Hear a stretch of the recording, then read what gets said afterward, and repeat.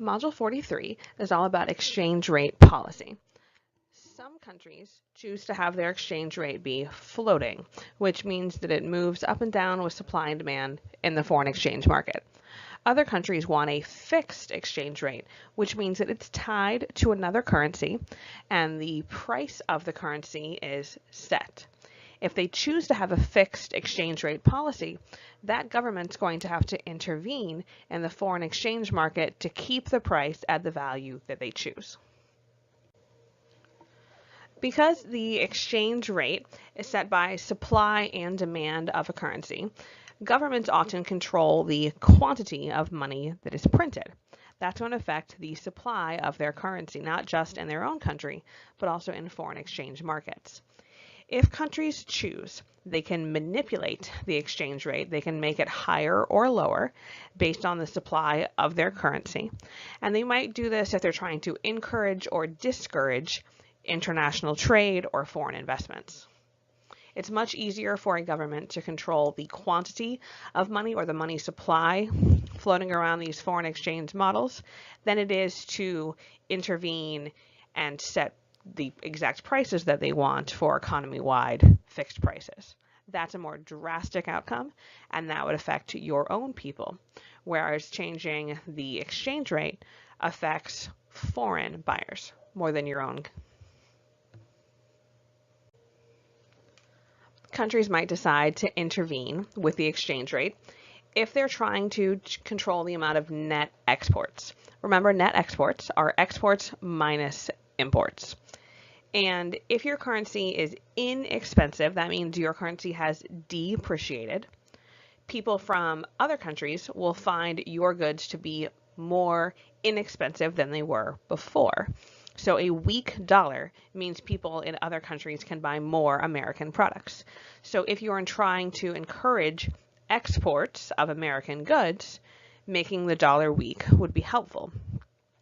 Alternatively, if you're trying to encourage imports, Americans to buy goods overseas, then you would want the dollar to be stronger. So nations know that net exports are part of GDP. If you remember, the GDP equation is SIG XM. The XM is net exports. So that can shift aggregate demand. And if AD goes up, aggregate demand would shift to the right. That would increase our real GDP. It also impacts the aggregate price level. So one way that we could potentially get out of an inflationary gap would be to decrease AD. And in this case, you would need to decrease net exports. So you could make the dollar stronger, make it appreciate. And that's one way that we could intervene and get out of that inflationary gap. An exchange rate regime is the governing policy that a nation would have if they decide that they want to have a fixed exchange rate or a floating exchange rate. Fixed exchange rates are sometimes called pegged exchange rates. Either way, they are fixed or pegged to some other second currency. Many fixed exchange rates have fixed their currency to the US dollar. The US dollar is widely available, and it's also a fairly stable currency. You wouldn't want to fix your exchange rate to a currency that's going to fluctuate widely because that's going to mess up your country. So in this case, Hong Kong, for example, has set their exchange rate. Hong Kong also uses their own dollars.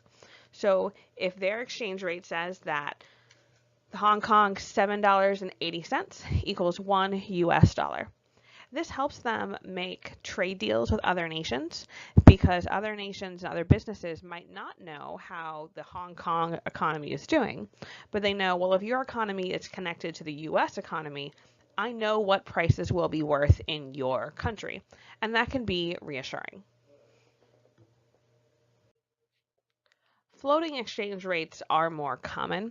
In this case, the government decides to not connect their exchange rate to any other currency and allow it to float, meaning that it will go up or it will go down based on supply and demand. We'll see that there are actually some advantages to this system as well. And a lot of major global economies have chosen to have a floating exchange rate, like Britain, Canada, and the United States. Now that we know what a fixed exchange rate regime is, we need to go through and figure out how this actually works. We're going to use an imaginary nation. This nation is called El Tigardo. And El Tigardo, the name of their currency, is the tigre. They are going to fix their currency to the US dollar. So their exchange rate is that 2 US dollars equals 1 tigre. Now, even if you fix your currency to something, it will still fluctuate. You're going to have to control and get involved to intervene to keep it at this point. So the equilibrium rate may or may not match up with the fixed rate they would want. So we're going to have to see what is the rate currently. Are they going to have to raise or lower it to get it to their target or fixed exchange rate number? So here we can see that $2 is what they would like the equilibrium exchange rate to be in their fixed rate system. But the current equilibrium is below that. It's at $1 per 1 tigre. So if they hit their target rate, if you follow this $2 across, there we have demand. If you keep going, we hit supply. If supply is bigger than demand, you have a surplus. I know that that model does say, but we need to be able to figure it out and know how we can tell. In a surplus, as you know, prices naturally fall. So if this government of El Tigardo insisted on keeping the price at $2, it's going to want to naturally decrease. And so it's not going to do what they wanted to do all by itself. There are 3 ways that governments can get involved to move the equilibrium price to the target exchange rate to get their fixed rate. In this case, equilibrium is $1, but they want it to be $2, so they need to increase the price. Knowing that that's their goal, would you want to increase or decrease supply if you're trying to raise the price? We're going to decrease supply, because if supply shifts to the left of any supply curve, that's going to make the price go up. So step 1 is just realizing what we want supply to do. If we want supply to decrease, the government actually has power over purchasing this currency in the foreign exchange market. If we're talking about the foreign exchange market, that means that they want there to be less of their currency traded overseas. This is called exchange market intervention. So you want people in other countries to have less access to your currency. If your currency is rare, that makes it more expensive. In order to decrease supply of your currency, you have to buy it up. What that means is that you need some different currency that you need. So maybe they would have a stockpile of yen, and they would use yen to buy up their tigres in this foreign exchange market.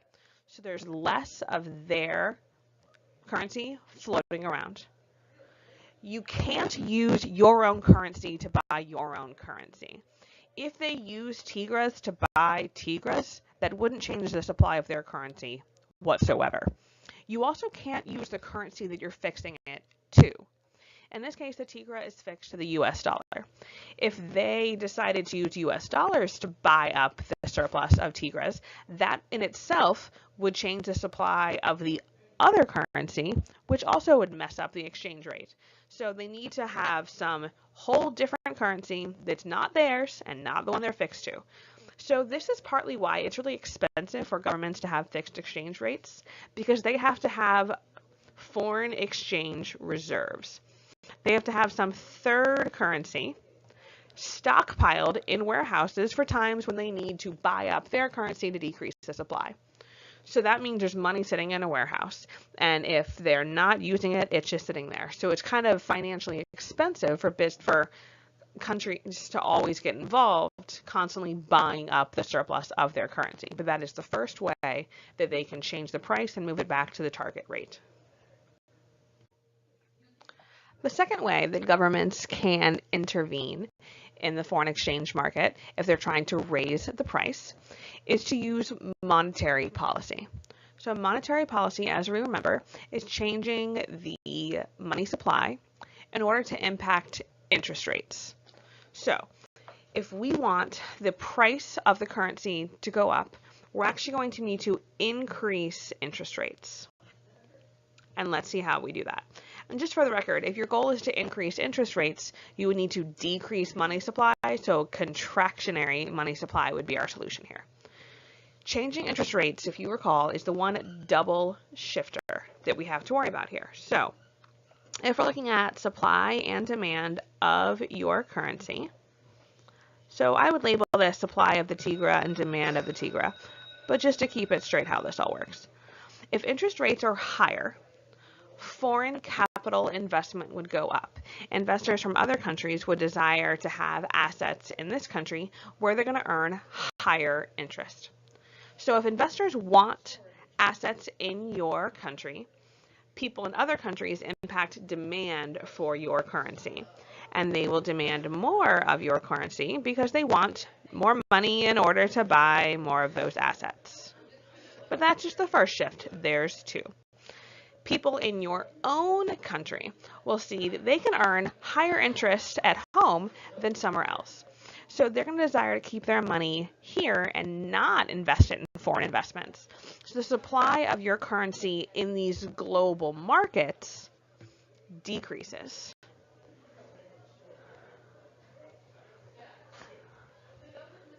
Both of these have the effect of appreciating the currency. They make the price of it rise. So we need to know that contractionary monetary policy increases interest rates. People in other countries will want to buy your assets to earn higher interest, so the demand goes up. And people in your country will want to keep their money here at home in order to earn those high interest rates, so they won't supply as much of their currency in these global markets, reducing the supply. The last tool that the governments have is they can set foreign exchange controls. This one will also affect the supply of the currency. And the idea is that we saw that people sometimes buy foreign currencies as an investment. That's called speculation. You assume that that currency will appreciate. And so if you stockpile that currency, you can sell it at a higher exchange rate. If the government is trying to control the supply of the currency in this foreign exchange market, they don't want people to be buying up large amounts of their currency because the government can't access that. So they can do foreign exchange controls. And this limits people's ability to stockpile your currency. They might require investors to have a license to purchase their currency. And that limits the supply of it in this foreign exchange model. If the supply goes down, the price will go up. So that will also get their exchange rate back to the target one that they've set. Let's practice this again with the opposite problem where we're trying to lower the exchange rate. So here we still have the same target or pegged exchange rate, $2 US per one Tigra, but the equilibrium is saying $3. So here in a shortage, you can see at $2, the supply is less than the demand, and that's what gives us a shortage. In a shortage, prices will naturally go up, but we don't want prices to naturally go up. So we're going to have to intervene to keep them down to our set exchange rate of $2. Here we have the three ways the government can intervene again. Our entire goal is that we want the price of this currency to go down because $3 is what the equilibrium is and we want it to be 2. So if we increase supply of the currency in the Forex model, that will lower the price. In order to increase supply of your currency, you need more of it circulating in these foreign exchange markets. So in order to get more of your money circulating, you would need to sell your Tigras to this Forex model in exchange for a different currency. This is where people get confused with the buying equals bigging, selling equals smalling. That rule works for money supply. It does not work for foreign exchange model, because we're not talking about selling and buying bonds. We're talking about the supply itself. So if you sell your currency, that means there's actually more of it accessible to the world. The supply went up. So make sure that you keep that straight. Selling equals smalling does not work here. The other way that we can intervene is through interest rates. So if we want our prices to go down for our currency, we're actually going to lower the interest rates. And remember, this is the double shifter. So if we have supply and demand of our currency, and if interest rates are low, will foreign investors want to invest in your nation as much? No. Foreign investors affect demand for your currency, so that demand will decrease. People in your nation affect supply of your currency, and if interest rates are low, they would rather send their money elsewhere where they're going to earn higher interest. So maybe they'll buy assets in another country with higher interest rates. So the supply of your currency in the foreign exchange market goes up. So again, we see the double shift, but both shifts have the same effect of making the price of the currency fall. Finally, we can encourage people to buy our currency. If we allow people to buy our currency in these foreign exchange markets, then that means there'll be more of our currency circulating globally. That increases the supply and also decreases the price. So this is the opposite of the three that we had before, but it's important to know not just the three tools, but how they each work to make the price change to your set amount. When nations are deciding if they would want to have a fixed exchange rate regime or a floating exchange rate regime, we're going to have to look at the pros and cons. So one benefit of having a fixed exchange rate is it allows for stability in your economy. If you are a very small country, people might not want to trade with you. They might not think that you have a lot of trading power. They also might not want to constantly be exchanging their currency into your currency, not knowing what the exchange rate will be. So small nations could either create a trading bloc, so the European Union join nations together. It allows trade to flourish because you don't have to worry about how much will this contract be in Swiss francs or in Deutschmarks. You just know that there's one set currency overall. It kind of locks prices in. So it allows people to feel more comfortable making contracts for business. If I say that this price is worth this amount in 1 year in your currency, I want to know how much your currency is worth. And fixing it to a very stable currency can help with that. Also, another way this encourages stability is that countries are not going to want to have high rates of inflation. Their real exchange rates would be thrown off by a high inflation rate, so they would have to intervene even more if that was the case. So it can create price stability within the country itself because they're going to have to make sure that they don't allow inflation to get out of control if they have a fixed exchange rate. Now we have the cons to a fixed rate regime. First of all, it's expensive. If you need to intervene and buy up the current supply of your currency in the global market or sell off your currency in the global market, either way, you're going to have stockpiles of a foreign currency that you're just holding on to in case you need to buy your own currency. So this is money that's not being used for any other purpose, so it can be very expensive. Also, monetary policy, as we can see, affects interest rates. So if you change your interest rates, that's going to change your exchange rate. It also can change your inflation rate. We saw that these countries don't want to have inflation, and they also know that they cannot use monetary policy for any other purpose, because anytime they do, that changes interest rates, that changes their exchange rate, and then that makes them have to get involved and fix their exchange rate problem. So this pretty much eliminates monetary policy as a tool that that country can use for any other purpose. All they'd have left was fiscal. Whereas if you have a floating exchange rate system, both of those government policies are options for you. Finally, any other trade tool that you would want to use, perhaps as a trade negotiation or diplomacy. Maybe you're looking into doing import quotas. So we want to limit the amount of foreign products that come in to help our own businesses. Or put tariffs, which are taxes on foreign goods, again, to help businesses in your own countries. All of those things will get in the way of normal incentives for businesses to import and export because it changes the prices. So foreign exchange controls about how much of your currency is out there also affects your ability to set trade rules that you would want for your own businesses. We'll talk more in the next set of notes about floating exchange rates and why they can be more beneficial. But a lot of nations, so for example, the one we're in, the United States and Canada, have found the floating exchange rate to be better.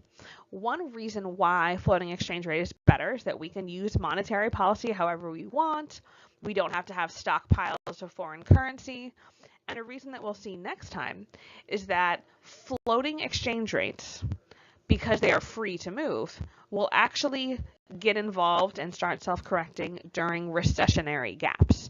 So countries that have floating exchange rates are hurt less by recessions than countries that have fixed exchange rates. We'll see how that works in the next set of notes.